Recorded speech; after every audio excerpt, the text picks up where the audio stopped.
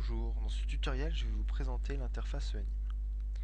Alors elle se divise en plusieurs groupes de boutons qui nous permettent d'affecter des actions différentes. Alors par exemple, ce bouton nous permet de créer un nouveau projet, celui-ci d'ouvrir un projet existant, celui-ci d'enregistrer le projet, et celui-ci de créer une page HTML ou de générer le SWF tout simplement.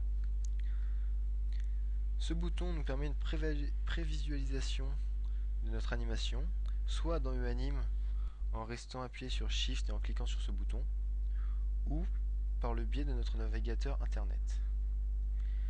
Le second bouton nous permet d'enregistrer un déplacement pour un objet, celui-ci de zoomer, dézoomer sur notre projet. Celui-ci nous permet de changer la couleur d'un objet, nous le verrons plus tard. Celui-ci nous permet d'ajouter une image. Celui-ci nous permet de créer un texte. Et celui-ci est un menu d'objets. Il nous permet de créer des rectangles vides, pleins, des cercles, pleins ou vides. Il nous permet aussi d'ajouter des polygones.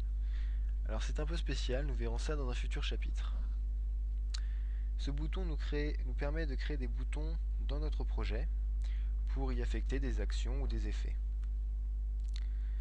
Celui-ci nous permet de créer des groupes, nous verrons ça dans un futur chapitre.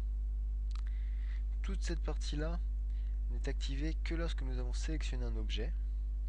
Donc nous allons créer un objet d'abord, utiliser ce bouton pour y changer sa couleur. Je vais sélectionner un rouge. Donc là il me demande de sauvegarder, mais je vais faire ça un peu plus tard.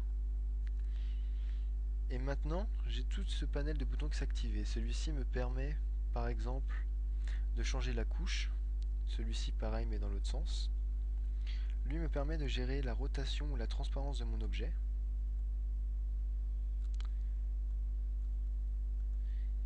Et celui-ci me permet de faire de la programmation. Donc nous le verrons bien plus tard.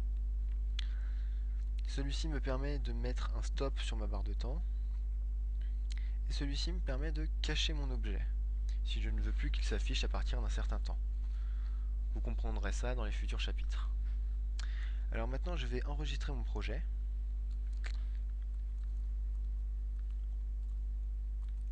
L'extension obligatoire est .phi. Donc j'enregistre. Et maintenant je peux créer mon SWF. Donc obligatoirement je clique sur créer la page HTML. Il me génère un fichier HTML qui se situera dans le même dossier que mon projet. Si je ne veux pas de page HTML, je clique sur annuler.